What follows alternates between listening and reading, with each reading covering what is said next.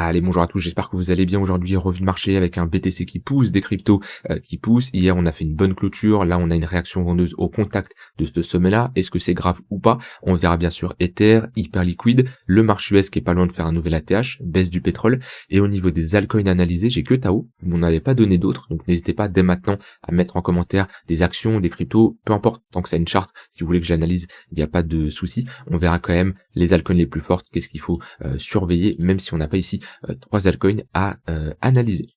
Alors, je commence ici sur le BTC. Hier, on a eu une magnifique bougie acheteuse qui nous ravale cette baisse et qui nous fait également un plus haut. Donc pour le moment ici, le price action est vraiment pas mal sur le BTC. On est quand même sur une extrémité haute, mais en tout cas de mon côté, le fait de casser notre range d'un point de vue volume, le range on peut le prendre de deux manières. Soit on le prend d'un point de vue volume, en mettant ici un volume profile, on regarde notre value area, ok, qui ici ça représente 70% des volumes échangés. Après si on commence à regarder d'un point de vue price action, on peut prendre globalement cette zone là. Mais au vu du contexte, au vu ici du momentum qu'on a en cours, on peut avoir un potentiel rallye si les tensions Iran-États-Unis se calment, c'est déjà un peu le cas, mais ça peut aller très vite, donc faut être quand même méfiant. Mais on voit qu'on a des acheteurs qui poussent et des vendeurs qui se manifestent, pas plus que ça. Dans tous les cas, ici, le price action reste bullish, avec des creux des sommets de plus en plus haut. Le vrai signal, c'est une clôture au-dessus des 76 000 $, limite en weekly. Si on clôture au-dessus des 76 000 $, c'est un W weekly qui nous attend. Ça fait très longtemps qu'on n'en a pas fait un. Le dernier, il était ici, hop. Et au moment où on a cassé, on est parti.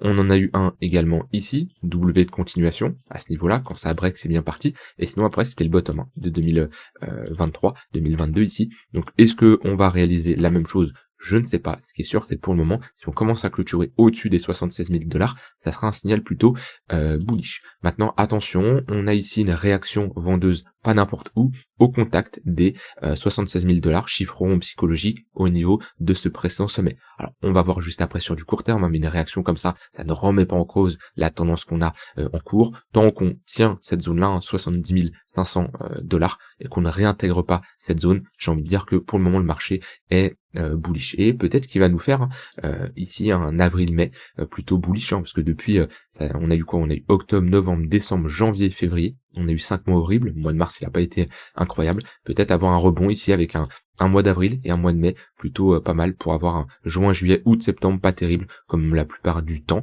Maintenant, attention, c'est pas parce que de base juin, juillet, août, là, c'est pas des mois incroyables que cette année, cette fois-ci, ça va être à nouveau des mois qui sont pas incroyables. Ok, cette fois-ci, on peut avoir l'inverse, bien entendu, comme historiquement le mois d'octobre, c'est un mois qui est vert, mais bon, on voit bien qu'en 2025, on a eu un mois dans le rouge. Maintenant, 6 mois un peu dans le rouge là, 6 mois de bougies rouges consécutives, pourquoi pas avoir un rebond avril-mai. En tout cas, c'est mon scénario de mon côté, scénario qui s'invaliderait uniquement si j'ai une clôture sous ce plus bas.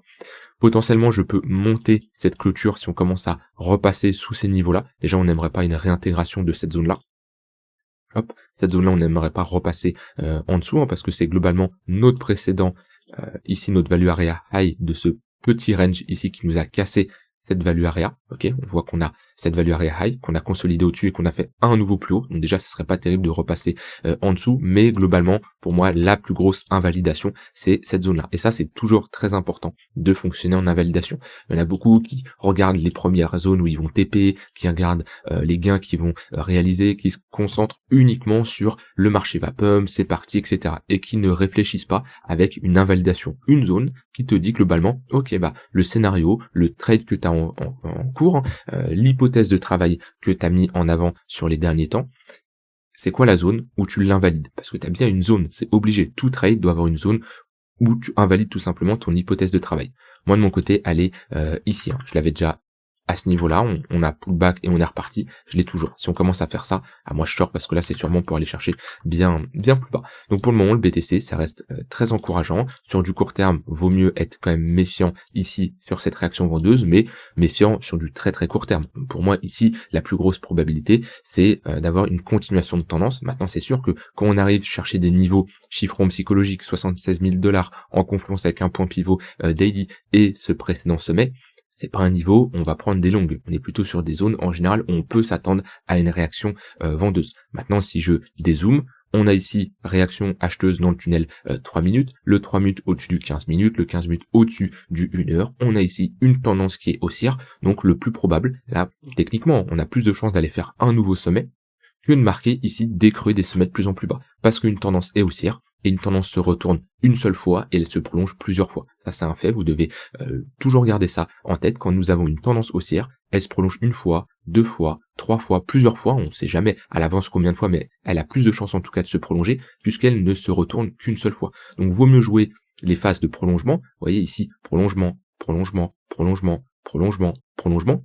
À un moment, on va poser un top, ça se trouve ça va être là, ça se trouve ça va être plus haut, mais en tout cas, un top arrive qu'une fois, alors que les prolongements dans une tendance arrivent plusieurs fois. Donc statistiquement parlant, mathématiquement parlant, vous avez plus de chances de prendre des longues dans le sens de la tendance, vous aurez un meilleur retour sur enfin, pas spécialement un retour sur investissement, parce que ça dépend comment vous gérez vos entrées, mais vous aurez plus de probabilité d'être dans le bon sens de la tendance. En tout cas, moi, tous les pullbacks, 3 minutes, 15 minutes, je longue de mon côté. Et comme je l'ai dit, invalidation si on commence à passer sous ce niveau-là.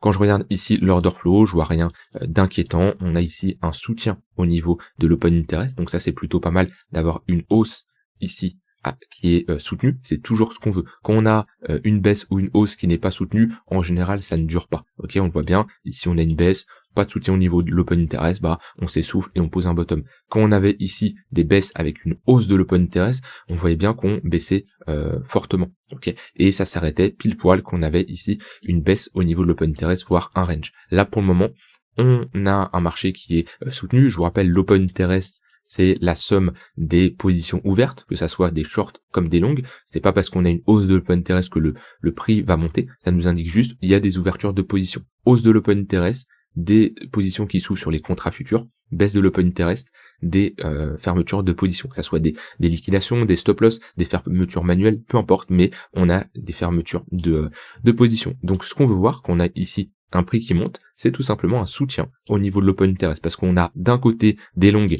qui poussent, et d'un autre côté des shorts qui essayent de bloquer le prix, mais ça crée juste de la liquidation au-dessus, qui est du carburant, où on peut aller tout simplement squeeze les shorts et avoir un pump. Donc non, CVD en hausse, open interest en hausse.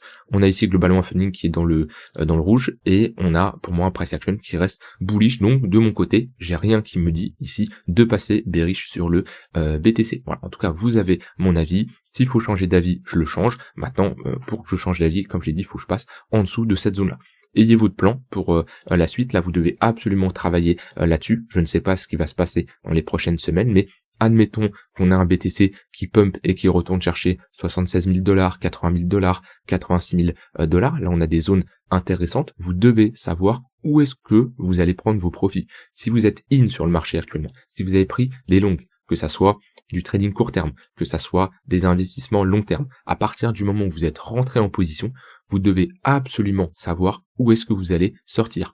Que ça soit un TP, que ça soit une zone, ça peut être parce que dans votre plan, vous vous dites, ok, dès que le marché s'essouffle, je sors, mais vous devez avoir un plan de sortie. Il y a plein de manières de sortir de votre trade, mais il doit être noté. Si vous ne faites pas ça, vous n'allez jamais sortir de votre trade, et potentiellement, on va pump, et vous sortirez ici. Comme beaucoup qui n'ont jamais pris leur profit pendant cette hausse et qui se retrouvaient à vendre ici ou ici. Or c'est sûr, bon, si t'as acheté à 15 000 $, c'est pas mauvais, mais si t'as commencé à acheter dans cette zone, au final, t'as raté une bonne partie parce que tu n'avais pas de plan de prise de profit. Et c'est quelque chose que je vois à chaque cycle haussier, quelque chose que je vois à chaque pump, c'est tout simplement des personnes qui n'ont pas de plan, qui n'ont pas de stratégie de prise de profit et qui ratent des gains potentiels à cause d'un marché qui va là où il veut, mais les personnes n'ont pas préparé leur plan pour la suite. Et ça, c'est fatal. Et c'est comme une baisse ici, où beaucoup de personnes ne sont pas positionnées, même si c'est pas spécialement trop tard, ça, bien sûr, ça dépend de chacun d'entre vous, mais qui ne se sont pas positionnés parce qu'ils n'avaient pas de plan, parce qu'ils étaient en mode j'attends, je verrai plus tard, et au final, ils ne se positionnent jamais. Ça, c'est vraiment primordial ce que je dis, mais vous devez avoir un plan. Ça peut être sur une feuille, ça peut être sur votre chart TradingView, un fichier Word, peu importe, mais vous devez absolument, ça doit être noté, où est-ce que vous allez intervenir, que ça soit pour prendre des TP ou pour prendre des positions. À partir du moment où vous allez faire ce travail-là, vous allez voir que ça va mieux se porter. Le marché va mieux se porter, c'est pas le marché va mieux évoluer, mais vous allez être plus adapté, vous allez plus vous adapter au marché, vous allez prendre de meilleures décisions parce que votre plan est noté. Et quand votre plan n'est pas noté, c'est vos émotions qui prennent le contrôle. Donc ça, c'est vraiment, vraiment important. Voilà de ce côté-là, ici sur le BTC. Au niveau d'Ether, on a également un bon break qui est en cours hier, un bon ravalement ici haussier, bonne réaction acheteuse. De mon côté, tant qu'on ne repasse pas en dessous des 2150, 2140, rien d'alarmant, ok. On est en train de sortir de ce range par le haut. Une clôture weekly au-dessus des 2400 $, ça serait également un signal bullish et Ether pourrait pousser pour revenir chercher globalement 2700, voire 3400 si on arrive à avoir un fort momentum. Alors ça, c'est des zones, moi, de mon côté, où je vais prendre mes profits, mais je vais globalement surveiller comment le marché y va. Est-ce qu'on y va rapidement? Est-ce qu'on y va avec un fort momentum ou avec un affaiblissement du momentum? Est-ce qu'on a une réaction vendeuse ou pas? Ça, c'est quelque chose que je vais regarder. Parce qu'il y a une différence entre aller chercher un niveau de cette façon, hop, avec en 2 bougies weekly là, on pump hyper fort, ça c'est un fort momentum et on a quand même des chances d'avoir une continuation de notre tendance, que y aller par exemple comme ça. Vous voyez, hop, là on a un plus faible momentum. Des creux des sommets de plus en plus haut, mais on consolide, c'est pas pareil. Donc je vais voir ici si on expose la manière où le marché va y aller tout simplement, et est-ce que en face on a une réaction vendeuse. Ça c'est quelque chose de très important. Donc de mon côté, Ether, pareil, je suis toujours bullish tant qu'on ne repasse pas en dessous de cette zone-là. Et sur du court terme, c'est pareil, on met des moyennes mobiles, et 3 minutes, qui est ici au-dessus du 15 minutes. Alors on a perdu le 3 minutes Ether aujourd'hui un peu plus faible que le BTC, mais rien d'alarmant de mon côté, tant qu'on ne recrosse pas les moyennes mobiles à la baisse, tant qu'on n'a pas un 15 minutes qui repasse sous le 1 heure, 3 minutes sous le 15 minutes, là on pourra s'inquiéter. Pour le moment, depuis un moment, le 1 heure fait office de support, le 1 heure a recross le 4 heures à la hausse, ça c'est un signal de momentum moyen terme quand même assez intéressant. Donc on est ici dans une logique de trader le flux, faire de la continuation de tendance, et les pullbacks sont tout simplement des opportunités pour se positionner. Au niveau d'hyperliquide, alors on a break ici la zone des 42-43 $, c'est un niveau qui faisait office de résistance là une fois, deux fois, c'est un niveau quand même assez important, et là on semble s'installer au-dessus de cette zone. Alors on la break, pour voir si on s'installe, faut voir est-ce qu'on a une réaction acheteuse ou pas. Quand on a comme ça, quand on flippe un niveau de résistance en support, ce qu'il faut surveiller, c'est est-ce qu'on arrive à accepter cette zone-là ou on repasse en dessous. Si on repasse en dessous, on fait ça, c'est un signal plutôt bearish et on aura de grandes chances de retourner chercher cette zone-là. Si on commence par contre à pull back, avoir une réaction acheteuse, faire un nouveau plus haut, ou alors dès maintenant faire 2-3 bougies au-dessus de cette zone-là, là on pourra parler d'acceptation. C'est comme ça qu'on voit qu'un niveau est cassé. Vous voyez ici, on break, on pull back une fois, là à ce moment-là c'est cassé et on a de l'acceptation. Quand on commence à passer du temps au-dessus d'un niveau, on peut vraiment affirmer qu'il est cassé. Vous voyez ici, hop, on casse, on revient, on rejette. Bah là on sait très bien qu'on a flippé ce niveau qui est ici un niveau de support en résistance. C'est comme ça qu'on regarde comment un niveau de support ou de résistance a bien été changé. Si c'est un niveau de support en résistance, si c'est un niveau de résistance en support. On pull back pour le moment, donc on est clairement dans une bonne zone pour pourquoi pas prendre un long, invalidation sous ce plus bas, et pour aller chercher la prochaine zone de résistance ici, globalement les 48, 49, 50 $ sur hyper liquide. Puis après on n'aura pas grand chose, ça sera globalement l'ATH vers les 60 $. Si je mets des moyennes mobiles ici, hop, notre tendance est bien haussière, on pull back actuellement les 15 minutes, qui est une très bonne zone pour prendre des longues sur de l'intraday, pour faire de la continuation de tendance. On avait ici un 3 minutes qui a fait office de support une fois, deux fois, on le perd, on est dans le 15 minutes, si le 15 minutes ne tient pas, objectif ici, le tunnel 1 heure. Au niveau ici du marché US, c'est vraiment boule ce qu'on est en train de faire depuis qu'on a réintégré, on a un fort momentum, repli du pétrole, hein, donc ça bien sûr c'est bullish pour les assets à risque, et on est vraiment pas loin de faire ici un nouvel ATH. C'est vraiment ouf quand même, c'est le V-bottom sur le SP500, sur le Nasdaq, en aussi peu de temps, comment le marché peut se reprendre. C'est vrai que c'est assez dingue, et si on fait un nouvel ATH, bon, on peut dès maintenant mettre des objectifs, 118, 100% d'extension. Pour l'investissement long terme, hein, c'est vraiment pas facile ce genre de chart.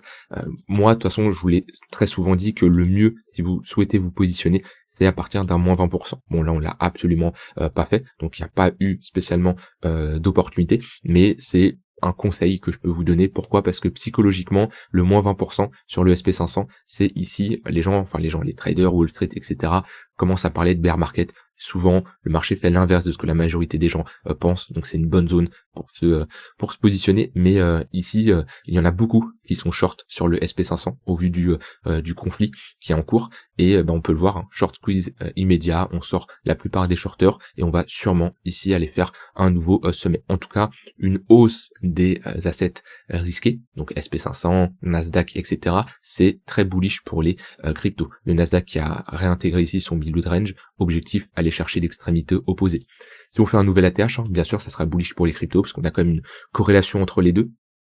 Maintenant, c'est vrai que le rebond est plus important sur le SP500 que sur le BTC. Baisse ici du pétrole, donc ça pareil, c'est plutôt pas mal. Ça serait bien d'avoir une confirmation de cassure sous ce plus bas et vraiment pour avoir ici, on va dire, l'esprit plus clair, et ça sera sûrement la fin du conflit si on arrive à s'installer sous les 80 ici, ça serait pas mal, un signal plutôt pas mal. Là, globalement, on est dans un gros range, ok, avec une sorte de compression ici, des creux de plus en plus haut. Ça serait bien de casser cette zone-là, passer sous les 90, puis passer sous les 80, et là on pourra avoir une détente, hein, une fin d'inflation qui est un peu pas programmée, mais beaucoup anticipe, en tout cas au vu de la hausse du pétrole. Et si on a ça, bien sûr, ça sera bullish pour les marchés, parce qu'on pourra reprendre potentiellement une baisse des taux, deux baisses des taux pour 2026, ça va dépendre comment le marché price tout ça. On parlait de hausse des taux à un moment, là on n'en parle plus spécialement. Tout dépend de ce qu'on a une reprise ou pas de l'inflation, tout dépend bien sûr du coup du conflit qu'on a actuellement entre les États-Unis et l'Iran, et bien sûr comment c'est répercuté tout ça sur le pétrole. En tout cas, pour le moment, c'est plutôt bullish au vu de comment réagit le marché US, le pétrole et les cryptos. Alors, au niveau, ici, vous m'avez demandé Tao, on va faire Tao, après on va voir quelques autres altcoins qui performent en ce moment. Alors, bon, Tao, moi de mon côté, hein, j'étais sorti à 100% depuis un long moment. Quand on a ici fait notre pump réintégration, je suis sorti ici parce que la clôture, elle est vraiment pas terrible. D'un point de vue technique, avoir une mèche aussi haute, ne pas break cette zone de résistance et ensuite ravaler. Alors moi, j'étais globalement sorti, je ne me suis plus repositionné sur Tao. Ici, on a fait une déviation réintégration, on est revenu chercher cette zone de résistance, les $350, et là, pour le moment, on a une réaction vendeuse. Alors, on va revenir chercher des zones intéressantes où on doit voir des acheteurs se manifester, sinon, ça sera inquiétant.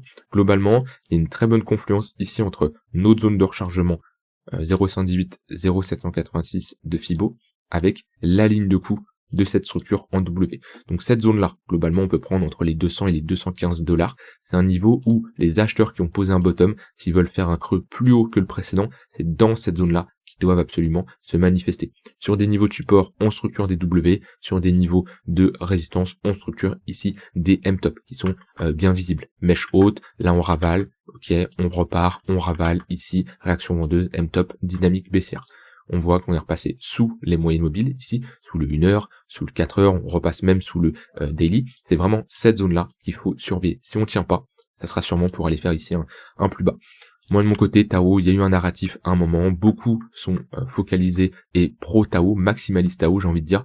Il n'y a pas de mal, hein. Moi j'adore Hyperliquid, chacun a ses convictions. Maintenant, d'un point de vue technique, c'est plutôt faible. On est dans une grosse compression ici, à faire des sommets de plus en plus bas, des creux à peu près au même niveau, avoir la résolution de cette compression. C'est sûr que si de ce côté-là, Tao arrive à faire quelque chose comme ça sera un signal plutôt bullish, pattern de retournement, structure en W long terme, similaire à ce qu'on a fait ici, et on pourra revoir un Tao vers les $700. En tout cas, tout est à jouer dans cette zone-là, à voir en fonction de la réaction.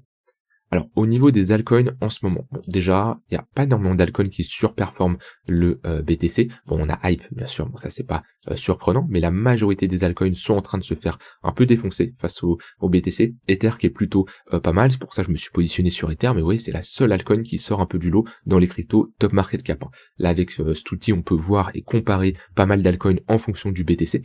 Et tous sont orientés à la baisse. On a NIR qui sort un peu du lot, mais on voit APT, Ondo, CAS, tout ça, sont en train de se faire surperformer par le BTC. Bon, les seuls altcoins, et ça m'arrange, hein, Ether, Hype, c'est les deux altcoins où je suis positionné, c'est les deux seuls altcoins qui surperforment le BTC. Quand on regarde ici la Bitcoin dominance, on a une Bitcoin dominance qui est en hausse, qui est dans un gros range. On approche de l'extrémité haute des 60%.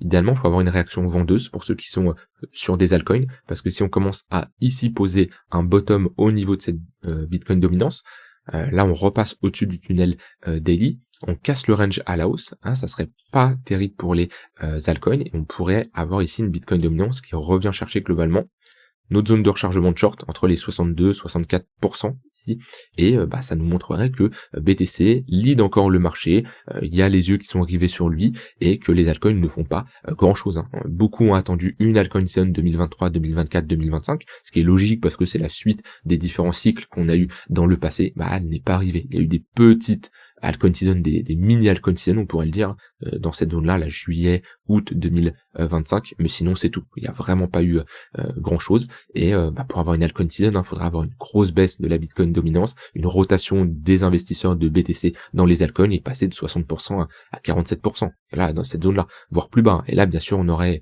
une altcoin season. En tout cas, pour le moment, très peu d'altcoins qui sortent du lot, très peu d'altcoins qui pump. Si je regarde ici, dans notre semaine, on a quoi? On a Ether qui performe un peu, APT, PEP, mais sinon globalement c'est BTC le gros leader. Et après ici on a AVE, Optimism, TIA, STX. Après AVE a bien pris cher, là on est plutôt sur un rebond. Mais de mon côté, actuellement, je suis plutôt dans un état d'esprit où je trade BTC, Ether, hyper liquide. Il y a assez d'opportunités, il y a assez de flux. J'ai assez de trade de mon côté sur ces trois actifs-là. Pas besoin de m'éparpiller ailleurs. S'il y a un narratif qui sort, si on a des altcoins qui posent de gros bottoms, pourquoi pas, je pourrais me positionner. Mais pour le moment, je suis plutôt en attente. Donc attention à ceux qui ont vraiment un portefeuille full altcoin. Vraiment. Est-ce que ça a été gagnant lors du dernier cycle? Ça dépend bien sûr des altcoins où vous êtes positionné. Il y a des altcoins qui ont fait de très beaux multiples, du x20, x30, x50, bien entendu, mais selon moi, ça dépend de votre profil. Mais vous devez au moins avoir une bonne répartition. Je dirais, la majorité des profils doivent avoir une répartition entre 20 et 40-50% de BTC. Franchement, si vous voulez avoir l'esprit tranquille, performer sur du long terme, ça dépend comment vous managez votre portefeuille, mais je trouve qu'avoir entre 20 à 50%, la fourchette elle est quand même large, hein. Ça dépend de votre profil, si vous êtes agressif, est-ce que vous avez des convictions dans Ether, Hype, d'autres cryptos comme ça, mais je pense que 20 à 30% de BTC, c'est assez important dans un portefeuille. Et il y en a beaucoup qui, je sais, écoutent cette vidéo, qui n'ont pas un BTC, qui n'ont jamais acheté un BTC de leur vie. Parce que BTC, ça varie pas énormément, ça va pas faire un x20, x30, ouais mais peut-être BTC fait pas un x20, x30, sauf que BTC sur le dernier cycle surperforme toutes les cryptos. Donc la question c'est quoi? C'est est-ce que tu préfères avoir un x2, x3, x4 qui est, j'aime pas le mot assuré, mais qui a de grandes chances de se produire sur du moyen long terme, ou alors tu préfères tenter un x10 où il y a très très peu de chances que tu arrives à le choper, comme beaucoup ici, qui au final BTC a fait une très bonne performance, pas loin d'un x10 ici, hein. On est passé de 15 000 à 130 là, on a fait globalement un x8, ok, c'est qui est une très bonne performance. Il n'y a pas beaucoup d'actifs qui proposent un x8 même en finance traditionnelle. Est-ce que vous préférez faire ici un x8? Personne fait un x8, vous n'avez jamais le point le plus bas et le point le plus haut que bien sûr je sais pas moi, si je prends des altcoins qui ont performé, tiens, qu'est-ce qu'on va prendre? Voilà, mais ouais, il n'y a pas, faut que j'aille sur STX, allez, STX c'est pas mal. Voilà, ok, certes on a ici une très très bonne performance, mais c'est combien d'alcoins qui ont fait ça? Très peu. Donc si je peux vous donner un conseil, n'hésitez pas à avoir du BTC dans votre portefeuille. Et après, bien sûr, vous pouvez avoir des altcoins, il n'y a pas de souci. Mais beaucoup sont concentrés majoritairement en altcoins. Il n'y a pas de mal à ça, mais vous devez être conscient que pour le moment, BTC c'est le leader et depuis un long moment. Voilà de mon côté sur ce brief là, on a ici un BTC qui réagit un peu, donc c'est plutôt pas mal. Et comme je l'ai dit, moi je suis bullish et je m'attends à une cassure et un prolongement de cette tendance haussière.